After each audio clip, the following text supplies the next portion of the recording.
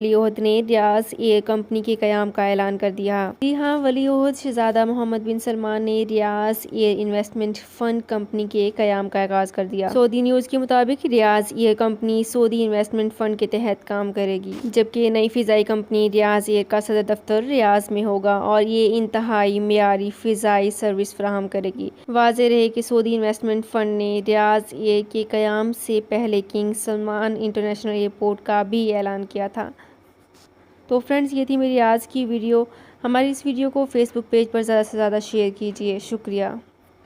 سعودی عرب میں مقیم غیر ملکیوں کے لیے بہت بڑی خوشخبری آ گئی ہے۔ اب کوئی بھی شخص جو اپنے ملک جانا چاہتا ہے اور اس کا اقامہ ایکسپائر ہو یا اقامہ ویلڈ ہو، شرکہ بند ہو، مسسہ بند ہو یا کفیل چھٹی نہ لگا رہا ہو یا کوئی بھی مسئلہ ہو، تو آپ ہمارے ساتھ رابطہ کریں۔ ہم انشاءاللہ آپ کو 3 دن کے اندر اندر ایمبیسی کے ذریعے آپ کا خروج لگا کر آپ کو آپ کے ملک واپس بھیج دیں گے۔ کوئی بھی انڈین، پاکستانی، نیپالین، بنگلہ دیشی، سری لنکن یا کسی بھی ملک کا ہو، وہ آسانی سے بغیر کسی پریشانی کے اپنے ملک واپس جا سکتا ہے۔ جی ہاں، اسکرین پر آپ کے سامنے جو نمبر شو ہو رہا ہے، اس پر آپ کانٹیکٹ کریں۔ انشاءاللہ 3 دن کے اندر اندر آپ کو آپ کے ملک واپس بھیج دیا جائے گا۔ مطلوب کیس والے رابطہ نہ کریں۔ شکریہ۔